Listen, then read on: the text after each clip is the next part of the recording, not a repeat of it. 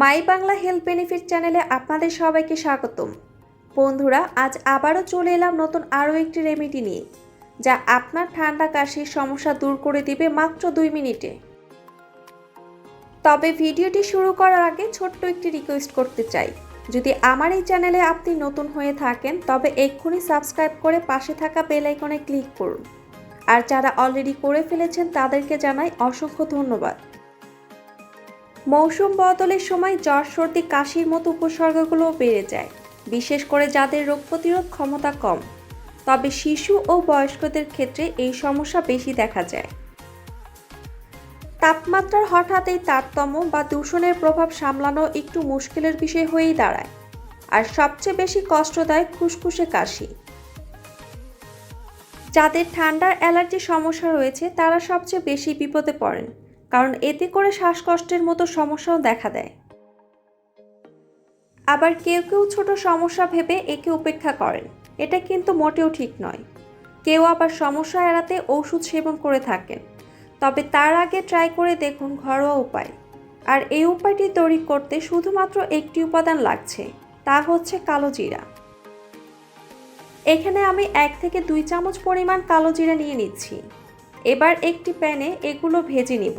কালো জিরাগুলো ফুটে আসলে চুলা থেকে নামিয়ে একটি রুমালের মধ্যে নিয়ে নিন। এইবার কালো জিরাগুলো এভাবে হাতের সাহায্যে একটু চেপে নিতে হবে। এখন কিছুক্ষণ সময় ধরে এর ঘ্রাণ বড় বড় শ্বাস টেনে উপরের দিকে নিতে থাকেন।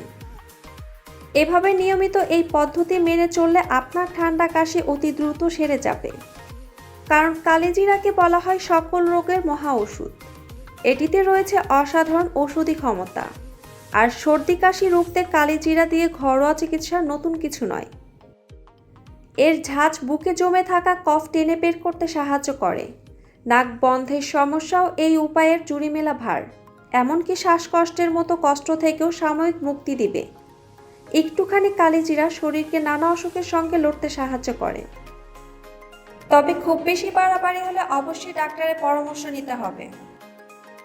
তো বিশ্বাস করে আমার এই টিপসটি একবার ট্রাই করে দেখবেন, আশা করছি উপকার পাবেন।